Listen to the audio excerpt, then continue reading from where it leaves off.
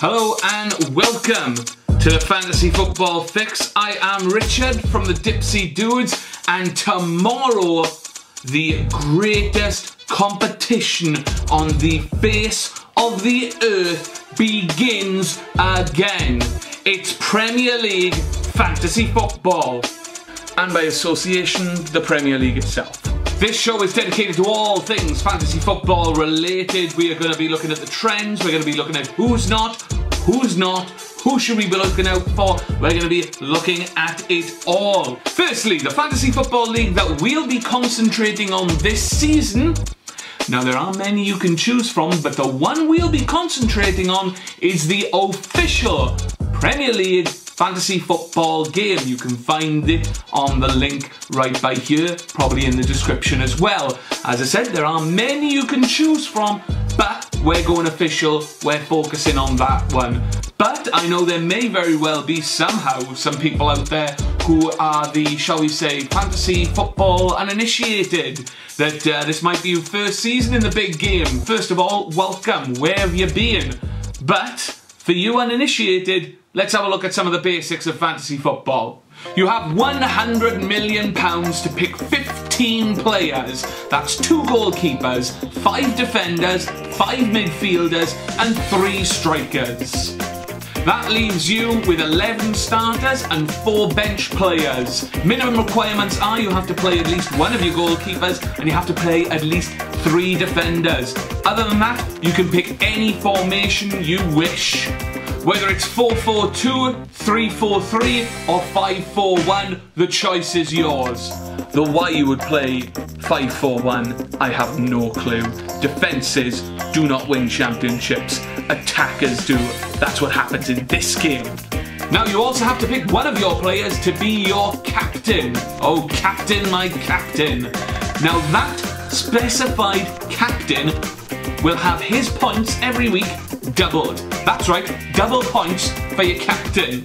You also have to pick a vice-captain as well, in case your captain doesn't play due to injury, suspension, or anything else. Maybe they just leave him on the bench and they don't play him. Your vice-captain will then assume captain duties and his points will be doubled.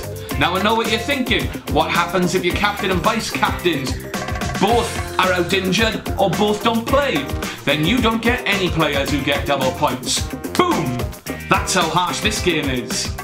Now there's many different ways of scoring points. Hopefully you're right across the screen now. We'll be going through all the different ways that you can score points. The main ones to focus on is to get your points for goals, assists, clean sheets and man of the match. So you need as many of them as possible. Right, with the basics out of the way, I hope the uninitiated now feel a little more initiated. Let's have a look now at some of the players who've caught my eye and some of the things to look out for as you pick your team for week 1. First off, goalkeepers. We'll start off with a big question right off the bat. Courtois or Cech? Cech or Courtois? Both 6 million, both goalkeepers for Chelsea. Which one of them plays? Who knows? The problem is if you pick one and Chelsea decide to go and play the other one, you might have 0 points. Might be best to put these 2 on the watch list and see how it goes. Keep them on the back burner, maybe jump on them later on. Mignolet, a good keeper, but let down by his defence last year. However, Liverpool have added DJ Lovren in their defence. Does that mean things are going to be more stable now? For 5.5, maybe worth a shout. Schmeichel. There's a Schmeichel back in the Premier League and we're all very happy to see him. Well, I am anyway. Leicester have just come up. They came up as champions and for 4.5, I'd say Kasper Schmeichel is at worst worth having as your keeper on the bench, because he's gonna play and maybe he'll get you some points. Tim Howard. Timmy Howard. Timmy Howard. That's what the Yanks do. Is it a coincidence that two of the most expensive defenders in fantasy football today, Leighton Baines and Seamus Coleman, 7 million each, play in a defence in front of Tim Howard? I say it's no coincidence whatsoever. You know exactly what you're getting with Tim Howard. You got 5.5 million and you've got the safest bet in fantasy football. Period. Defenders. Good players, but terrible, terrible, terrible scores. Last year, Dawson was their highest point scoring defender. He got 106. That is, what's the phrase I'm thinking of? Piss poor. But in the off-season, they brought in Ben Davis of Swansea, local boy and good personal friend of Dipsy Dude's Rob, and they've also brought in Eric Dier as well, who I've bought on FIFA a couple of times and he always progresses very well, so that's got to count for something, right? Anyway, with these additions, will that mean that a Spurs defender is worth having a punt on?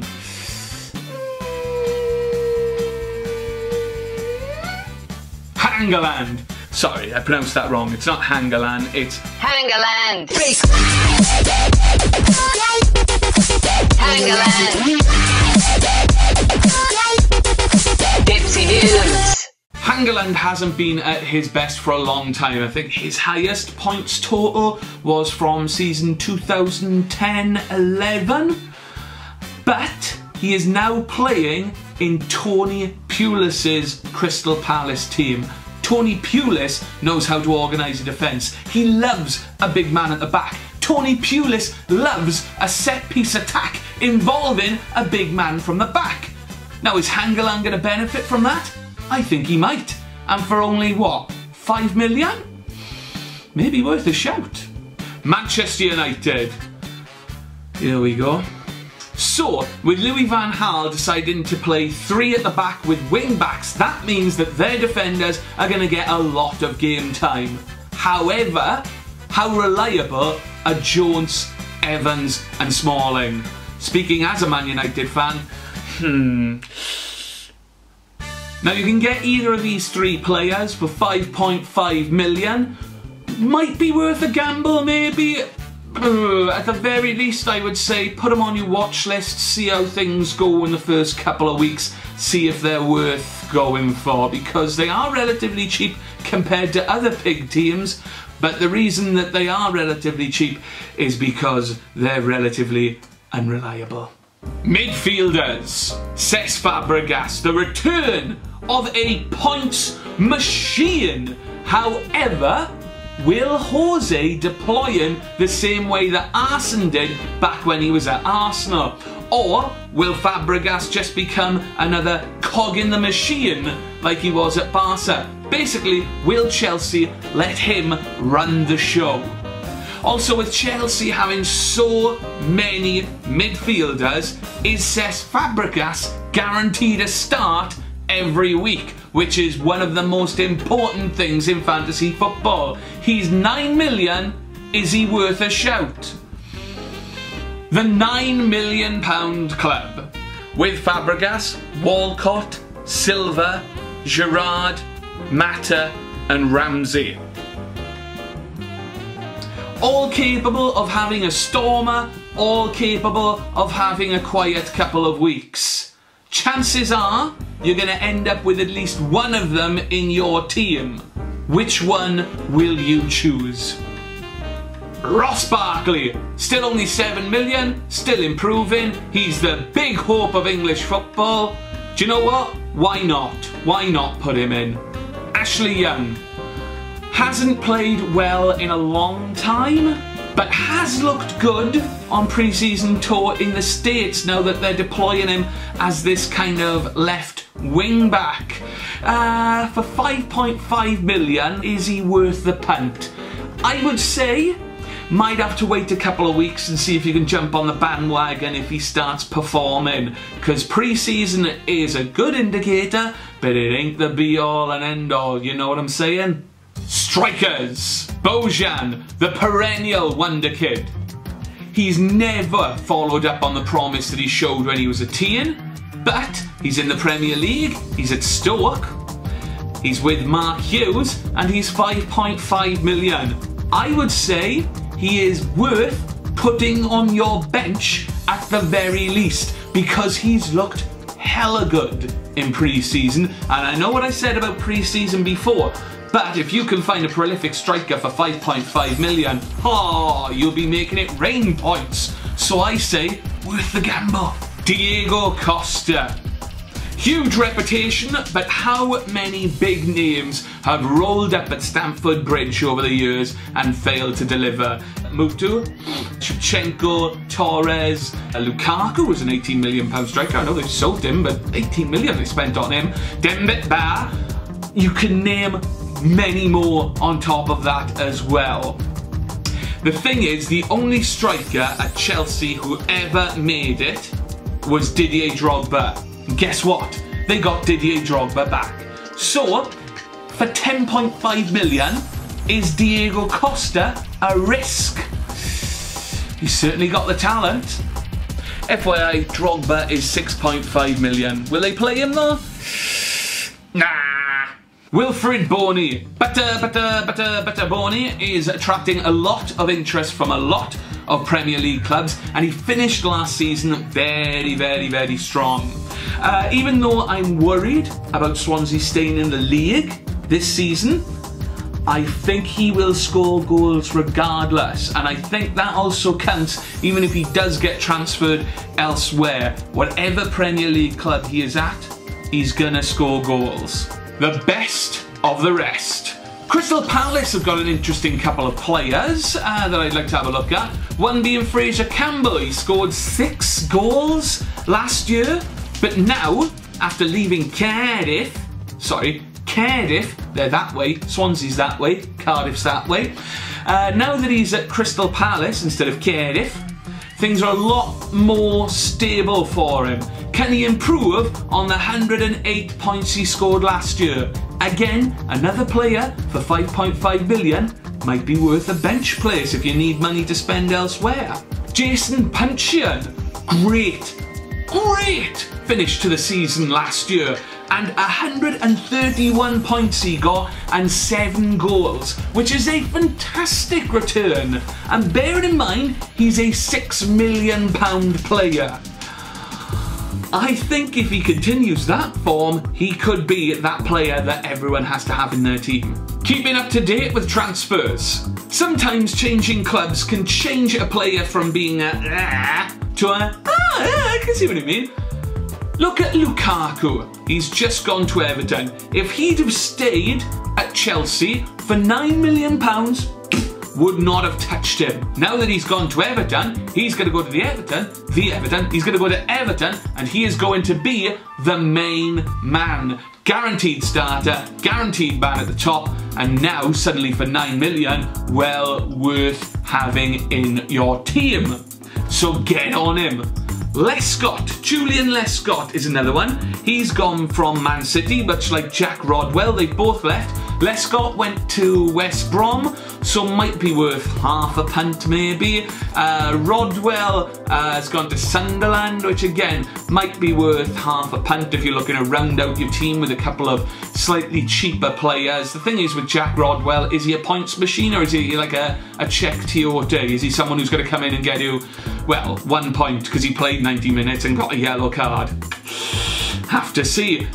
Tell you what a perfect example of transfers making someone a viable option. Sigurdsson, Gylfi Sigurdsson has gone to Swansea. Now, as a Spurs player, wouldn't have touched him, wouldn't have gone nowhere near him. For £6 million, not guaranteed starting, not going to be any good on my bench, forget about it, don't see the point. However, with him moving to Swansea, he's now a very interesting option, especially if he can regain the form that he showed when he was on loan at Swansea at the latter half of not last season, the season before that, because ooh, points, she wrote. So who's going to be the breakout star? Benny McCarthy, Roque Santa Cruz, Charlie Adam, Andy Carroll, Michu, Daniel Sturridge, Aaron Ramsey. These were all players who became must-have players. They started their seasons off as a cheap possibility, a cheap option, if you will, ranging anywhere from like 6, 7, 8 million. over the course of the season, they became points machines. Points everywhere. You had to get on these players. If you didn't have these players, you were going to get left behind by everyone else. You can either call it from the start, like I did with Andy Carroll when he was promoted with Newcastle. Sold him in the January though. Or you can bring them in after a couple of weeks. But here's the problem if you decide to jump on the bandwagon, is that you have to decide to jump on quickly. Why? Because form affects price. The better a player is playing and the better form he is in, his price will go up. So if you wait too long to bring him in to your team, you won't be able to afford him. You might have some, I don't know, Joe Bollocks for 5.5 million and Tony Awesome over here is 5.5 million, but he's like, oh, I don't know, he's played well for 2 weeks. I can't imagine him going into a third week and he's going to play that well. So I'm going to wait. I'm going to pay Tony Safefield and I'm just going to stop. And then suddenly, old brilliant player, old Awesome, Tony Awesome, has had a fantastic week. And you decide, you know what, I'm going to bring him in for next week now, so I'll get rid of 5.5 Joe Bollocks and I'll bring in Tony Awesome over here. Wait a minute, old Awesome is now 5.7 and Joe Bollocks is 4.3. I can't afford him. Do you know what that means then? If you want to get on board and jump on the bandwagon with the form player, it means instead of making one transfer to go you've got to move some money around. You've got to make 2 transfers, 3 transfers, 4 transfers, so you can free up some cash so you can buy this other player. And do you know what happens when you make 2, 3, 4, 5 transfers? You lose 4 points for every transfer. Yes, you get 1 free transfer a week, and that's fine if you're going 1 for 1, but if you've timed it wrong, and you've got to make multiple transfers, that's cost you 4, 8, 12, 16, 20 points. What are you going to do? Are you going to be playing your wild card in week 5 like a jabroni? That's what's going to happen if you don't make the call quick enough. So seriously, keep an eye out. Someone's going to be the breakthrough and you got to make sure that you're on him. But that's what I'm here for. I'll keep you up to date with all that. And that's about it for the Fantasy Football Fix this week. You'll be able to find me here next week, where we'll be reviewing week 1 and also looking ahead to week 2 to see who's hot and who's not. I'll be here every Friday before game rounds, all throughout the season, only on the Dipsy Dudes channel here on YouTube. Remember, if you like what you see and you want to keep up with the best fantasy football tips that money can't buy, you can get them all here, and you just need to subscribe down there. If you like the video, feel free. If you want to leave a comment, let me know. Also as well, the Dipsy Dudes have their own fantasy football league. At the bottom there, going across, will be the league info. It'll also be down in the description as well. Feel free to join us and we can all be in this together. But from me, Richard, thank you very much for joining us here on the Fantasy Football Fix, and we'll be back next week to talk more of the same. Let's get on it. Oh, fuck, I deleted it.